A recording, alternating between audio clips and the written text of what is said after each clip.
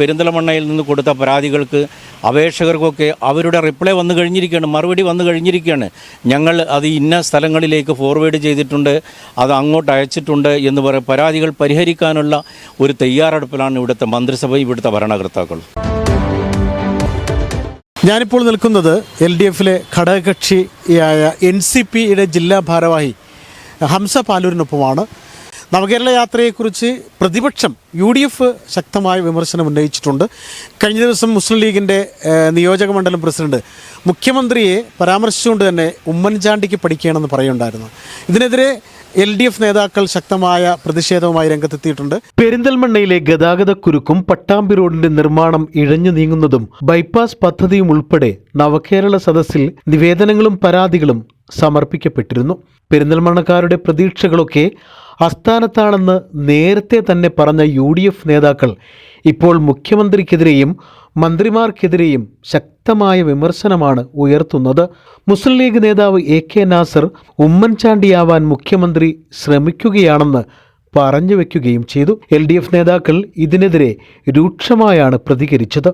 ഘടകകക്ഷി നേതാവും NCP ജില്ലാ ഭാരവാഹിയുമായ ഹംസ പാലൂർ മുസ്ലിം league നേതാവിന്റെ പരാമർശം അടിസ്ഥാനമില്ലാത്തതാണെന്നും ലോക ചരിത്രത്തിലെ സമാനതകളില്ലാത്ത സംഭവമാണ് നവകേരള സദസ്സെന്നും പ്രതികരിച്ചു.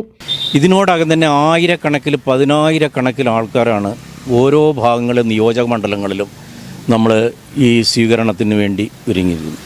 ഇതിൽ വെപ്രാളം പൂണ്ട് UDFൻ്റെ ഇപ്പം നേരത്തെ നിങ്ങൾ പറഞ്ഞതുപോലെയുള്ള മുസ്ലിം ലീഗിൻ്റെയൊക്കെ ആൾക്കാർ പറഞ്ഞത് ഇതിൻ്റെ വെപ്രാളം കണ്ടിട്ടാണ്. അവർക്കത് സഹിക്കാൻ പറ്റുന്നതിലപ്പുറമുള്ളൊരു ജനക്കൂട്ടമാണ് ഓരോ നിയോജക മണ്ഡലത്തിലും കണ്ടുവരുന്നത്. നമുക്കറിയാമല്ലോ പെരിന്തൽമണ്ണ സംഭവിച്ചത്. പെരിന്തൽമണ്ണ ആയിരക്കണക്കിന് ആൾക്കാരാണ്. അതാരൊക്കെ? സാധാരണ തൊഴിലാളികൾ, സ്ത്രീജനങ്ങൾ, വിദ്യാർത്ഥികൾ, ഓട്ടോറിക്ഷ തൊഴിലാളികൾ, കർഷക തൊഴിലാളികൾ, ഇവരൊക്കെ അടക്കമുള്ളവരാണ് അവിടെ വന്നു പോയത്. ഇന്ത്യയിലെ നല്ല ലോകത്തിൽ തന്നെ ആദ്യമായിട്ടാണ് ഭരണകർത്താക്കൾ ഒന്നിച്ചിറങ്ങി ജനങ്ങളുടെ പരാതി കേൾക്കുന്നതും അവരുടെ പരാതി കേട്ട് അതിന് ശാശ്വതമായ പരിഹാരങ്ങൾ ഉണ്ടാക്കുന്നതിനു വേണ്ടി ശ്രമിക്കുന്നത്. നിവേദനങ്ങൾക്കും പരാതികൾക്കും മറുപടി ലഭിച്ചതായും ബൈപ്പാസ് പദ്ധതി ഉൾപ്പെടെ എല്ലാം യാഥാർത്ഥ്യമാവുമെന്നും അദ്ദേഹം കൂട്ടിച്ചേർത്തു. പെരിന്തൽമണ്ണയിൽ നിന്ന് കൊടുത്ത പരാതികൾക്ക് അപേക്ഷകർക്കൊക്കെ അവരുടെ റിപ്ലൈ വന്നു കഴിഞ്ഞിരിക്കുകയാണ്, മറുപടി വന്നു കഴിഞ്ഞിരിക്കുകയാണ്. ഞങ്ങൾ അത് ഇന്ന സ്ഥലങ്ങളിലേക്ക് ഫോർവേഡ് ചെയ്തിട്ടുണ്ട്, അത് അങ്ങോട്ട് അയച്ചിട്ടുണ്ട് എന്ന് പറയും. പരാതികൾ പരിഹരിക്കാനുള്ള ഒരു തയ്യാറെടുപ്പിലാണ് ഇവിടുത്തെ മന്ത്രിസഭ, ഇവിടുത്തെ ഭരണകർത്താക്കൾ. പോരാടം പാലത്തിൻ്റെ വളരെ പ്രധാനപ്പെട്ട രീതിയിൽ ഞങ്ങളൊക്കെ മുഖ്യമന്ത്രിയോടും അതുപോലെ തന്നെ ബന്ധപ്പെട്ട മന്ത്രിമാരോടും അതിന് സംസാരിച്ചതാണ്. ശശികുമാർ, മുൻ MLA ശശികുമാറിൻ്റെ നേതൃത്വത്തിലുള്ള ഒരു നിവേദന സംഘം തന്നെ ഞങ്ങൾ ഇതിന് വേണ്ടി പ്രത്യേകം കൊടുത്തിട്ടുണ്ട് എന്നുള്ളതാണ് യാഥാർത്ഥ്യം.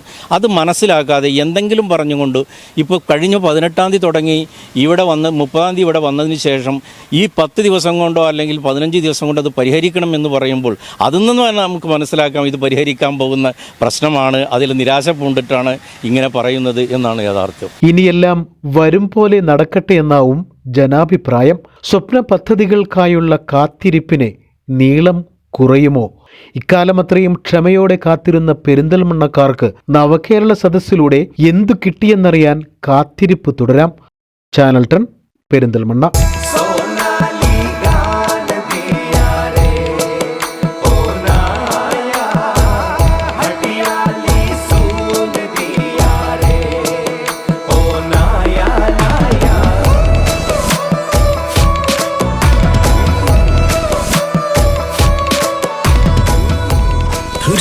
Years of sparkling legacy.